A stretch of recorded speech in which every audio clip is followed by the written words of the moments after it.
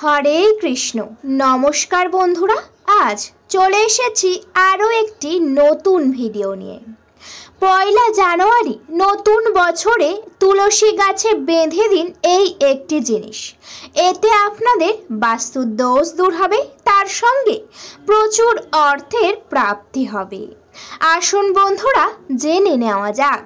তার আগে বলি বন্ধুরা, আপনাদের কাছে একটি ছোট্ট অনুরোধ, আপনারা আমার চ্যানেলে নতুন হলে অবশ্যই চ্যানেলটিকে সাবস্ক্রাইব করে আমার পাশে থাকবেন। বন্ধুরা, কাল থেকে শুরু হয়ে যাবে পয়লা জানুয়ারি, অর্থাৎ নতুন বছর। নতুন বছরে সবাই আশা নিয়ে থাকে যে নতুন বছরটা অত্যন্ত ভালো কাটুক এবং সমস্ত দুঃখ কষ্ট দূর হোক, এমনটা সবাই ভেবে থাকে। কিন্তু অনেক সময় তা আর হয়ে ওঠে না। নতুন বছর কিন্তু অনেকের কাছে খারাপ হয়ে যায়। যদি নতুন বছরে চান যে আপনাদের বাড়িতে সুখ শান্তি বিরাজ করুক, তাহলে অবশ্যই তুলসী গাছে এই জিনিসটি বেঁধে দেবেন। এতে কিন্তু আপনাদের সংসার এবং জীবনে হবে উন্নতি। তার জন্য অবশ্যই করে পয়লা জানুয়ারি অর্থাৎ নতুন বছরের প্রথম দিনে আপনারা ব্রহ্ম মুহূর্তে ঘুম থেকে উঠবেন। ঘুম থেকে উঠে বিছানাতে বসে নিজের হাতের তালু অবশ্যই দর্শন করবেন।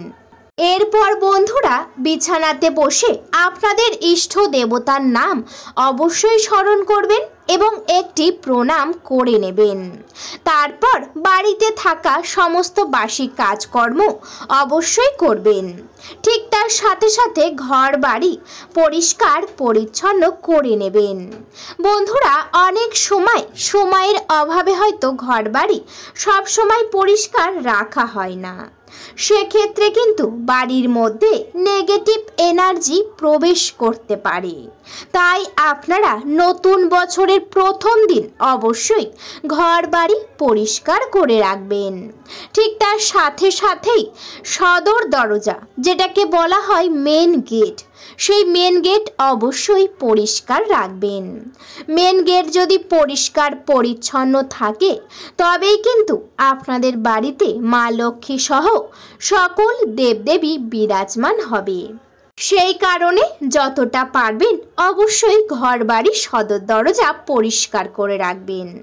তারপর বন্ধুরা আপনারা পারলে বছরের প্রথম দিনে কোনো গঙ্গাতে স্নান করার চেষ্টা করবেন। বলা হয় গঙ্গাতে স্নান করলে জীবন থেকে সমস্ত অশুভ প্রভাব এবং পাপ নষ্ট হয়ে যায়। সেই কারণে যদি সম্ভব হয় অবশ্যই কোনো গঙ্গাতে স্নান করার চেষ্টা করবেন। আর যদি সম্ভব না হয়ে থাকে সেক্ষেত্রে আপনারা বাড়িতে স্নান করে নিজেদের গায়ে একটু গঙ্গার জল ছিটিয়ে নেবেন। এই কাজটি করলেও হবে। ঠিক তার সাথে সাথেই আপনারা পরে নেবেন একটি শুদ্ধ পোশাক, যেটা একেবারেই যেন পরিষ্কার হয়। কোনোভাবেই যেন নতুন বছরের প্রথম দিনে ছেঁড়া জামা কাপড়, ময়লা জামা কাপড় একেবারেই পরবেন না। অবশ্যই চেষ্টা করবেন পরিষ্কার পরিচ্ছন্ন এবং নতুন একটি পোশাক পরার। তারপর পোশাকটি পরা হয়ে যাওয়ার পর আপনারা 1 ঘটি পরিমাণ গঙ্গার জল নেবেন এবং সেই জলটির মধ্যে অল্প অল্প জল নিয়ে প্রত্যেকটা ঘরের সামনে ভালো করে ছিটিয়ে দেবেন। ঠিক তার সাথে সাথে আপনারা কিন্তু প্রত্যেকটা ঘরের বিছানাতে অবশ্যই একটু করে ছিটিয়ে দেবেন। এতে কিন্তু আপনারা রাতে খারাপ স্বপ্ন দেখবেন না। এবং সেই 1 ঘটি পরিমাণ জল নিয়ে আপনাদের সদর দরজার সামনে ভালো করে ঢেলে দেবেন। এমনভাবে ঢালতে হবে যাতে সদর দরজাটি একেবারেই যেন ধুয়ে যায় বা জলে ভিজে যায়, তেমনভাবেই আপনাদের জলটি ঢালতে হবে। যখনই এই কাজ বাড়ির মধ্যে একেবারেই সম্পূর্ণ হয়ে যাবে তারপর আপনারা অবশ্যই করে চলে যাবেন ঠাকুরের কাছে বা ঠাকুর ঘরে। প্রথমেই ঠাকুর ঘরে ঢুকে আপনারা ঠাকুর ঘরটি ভালো করে মুছবেন এবং শুদ্ধ করে নেবেন। এরপর নতুন বছরের প্রথম দিনে সকল দেবদেবীকে ফুলের মালা অবশ্যই নিবেদন করবেন। ফুলের মালা নিবেদন করা হয়ে যাবার পর আপনারা কিন্তু ভোগ নিবেদন করবেন।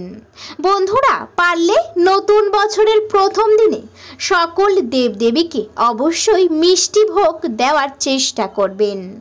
নতুন বছরে সবাইকে মিষ্টি খাওয়াতে হয়, সেই কারণে ভগবানের দিয়ে আপনারা শুরু করবেন। তারপর প্রদীপ এবং ধূপ জেলে সকল দেবদেবীকে আপনারা আরতি করবেন।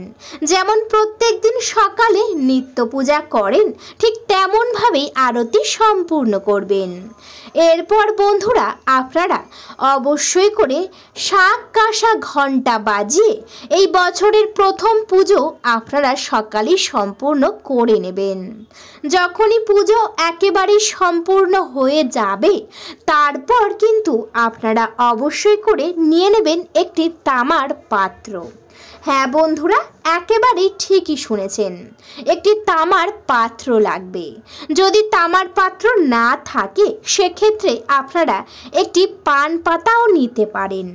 সেই তামার পাত্রের উপরে একটি পান পাতা অবশ্যই রাখবেন। পান পাতাটি দেখে নেবেন যাতে কোনোভাবেই যেন ছেঁড়া বা ফুটো না থাকে, একেবারে গোটা এবং যেন নিখুঁত থাকে, তেমনভাবেই পান পাতাটি আপনারা নেবেন। এরপর বন্ধুরা, অবশ্যই করে সেই পান পাতাতে একটি স্বস্তিক চিহ্ন এঁকে নেবেন।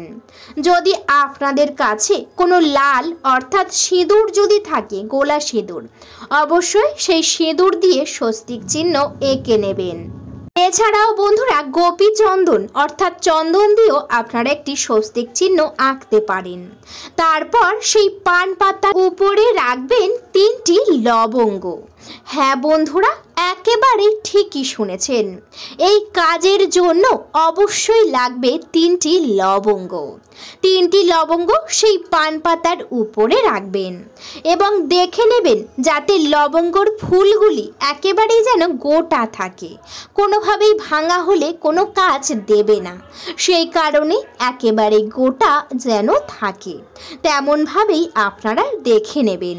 এরপর সেই 3টি লবঙ্গ পান পাতার উপরে রাখবেন।